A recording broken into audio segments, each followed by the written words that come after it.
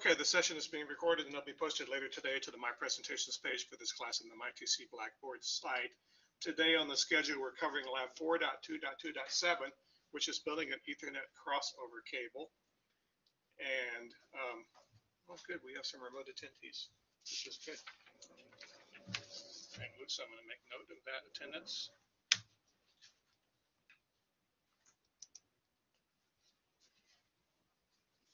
So in today's lab, we're going to use our PCA and PCB. You guys that are here in the lab, I'm going to patch. I've already done one guy. I have to patch you. Two guys that came in. Wait a second for me to do this recording, and I'll do that for you. You're supposed to be connected together with an Ethernet crossover cable, which is a special type of cable you use when you connect two like devices together, like two PCs or two switches or two routers. Most modern machines have auto MDIX in them, so you don't need to use a crossover cable. You can use a standard straight through Ethernet cable and it'll work just as good. Okay, I'm going to first of all show the packet tracer setup for this.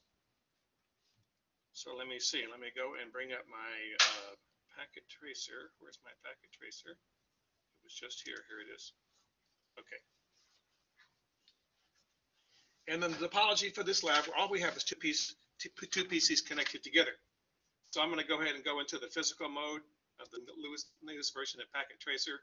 I click on the physical tab. Then I'll click on the home city, open up the city and bring up our building, our sample building, and then go into the main wiring closet. And I'm simply going to provision a desk, which is hard to see because it's kind of at the bottom here. See, it's at the bottom. And then I'll put in two PCs. So I click on the end devices and put a PC in here and put another PC in here. And let's roll that down so we can see them. Okay, first thing I'm going to do is fix the terminology on these PCs to what they're called PCA and PCB. So PC-A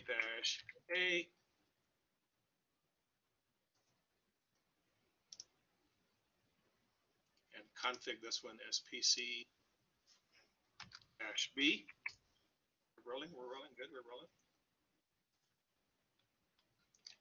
And what I want to do is connect them together with a, let's go to our connections, our jagged lightning bolt connections icon, and we're going to choose, what version of packet tracer is this? Oh, it's the older version, okay.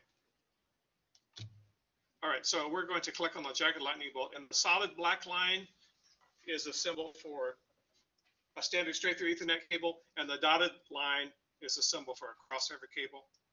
So I'm going to click on the crossover cable and then click on the device and choose the fast Ethernet port, and then click on the other device and choose the fast Ethernet port, and now they're connected. So in this older version of packet tracer, the dangling cable isn't as sophisticated as in the current version 8 of packet tracer. And then he instructs us to set the IP addresses of these devices to some addresses. So I'm going to go in here and go to the desktop IP configuration, which is real similar to the Windows network control panel, and make this one 192.168.10.1 and press tab, and that's a good subnet mask, and we don't need a default gateway in this one because there's no router present. So I click desktop and IP configuration, and the second host machine is going to be 192.168.10.2.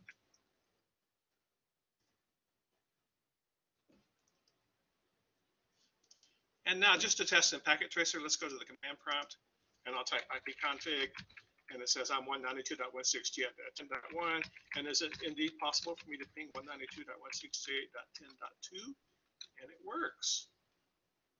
And the other thing they ask you to do is from the second PC, go to his command prompt, type ipconfig, and he's 1.2, can he ping his neighbor 192.168.10.1?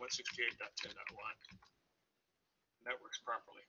Okay, so now I'm going to do it from the real machines. So I'm going to take my two desktop machines and plug them into my red and green ports, and I have to go back to the back of the room and plug them together with a crossover cable.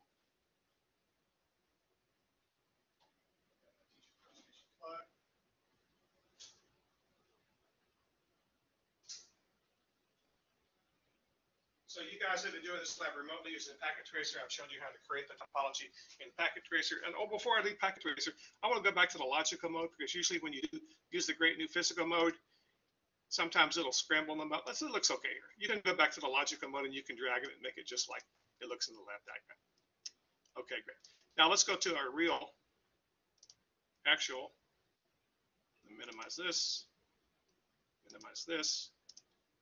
and I'm going to bring up my, I guess I got to restart my VMware workstation because I had to reboot my workstation. It crashed.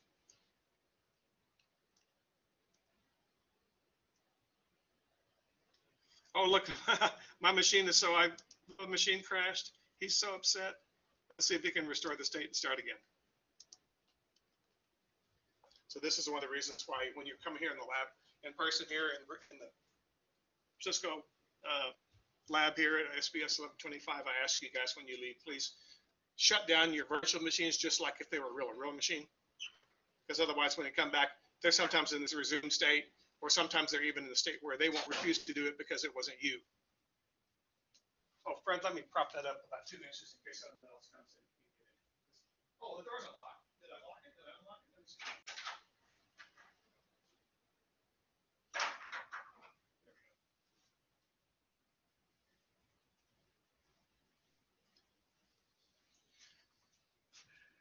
Okay, so we have our 2 VMware PCA and PCB real physical virtual machines running as a guest operating systems for our Windows 10 host operating system on our student or faculty desktop PCB.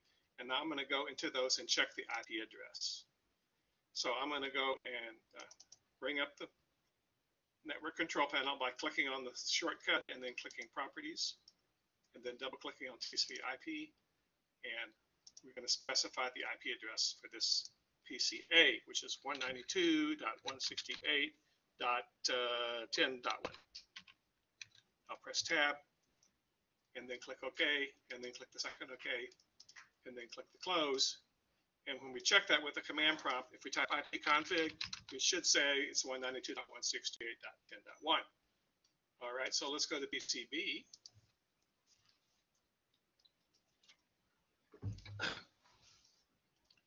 And go to his network configuration panel.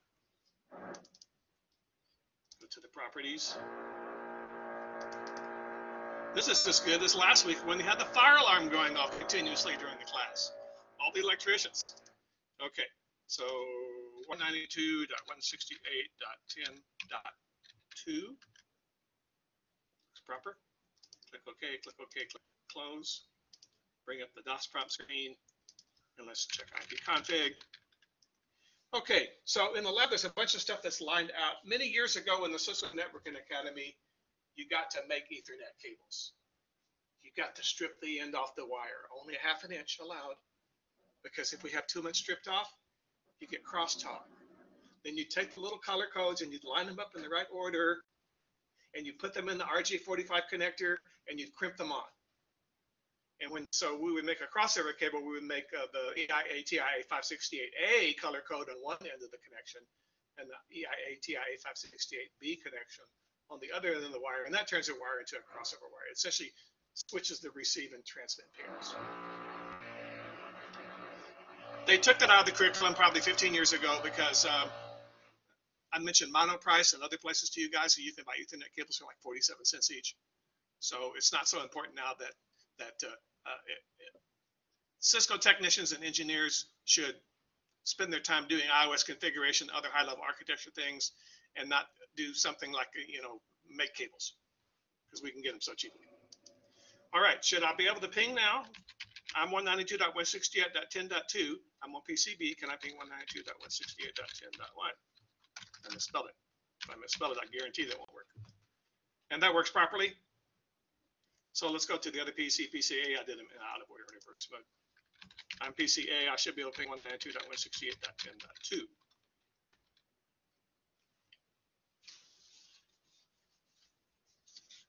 So in the lab, there's a good explanation of the crossover cable and the reasons for that, and the auto MDIX not needing that anymore, as well as the color code chart for the EIA-TIA-568A and B.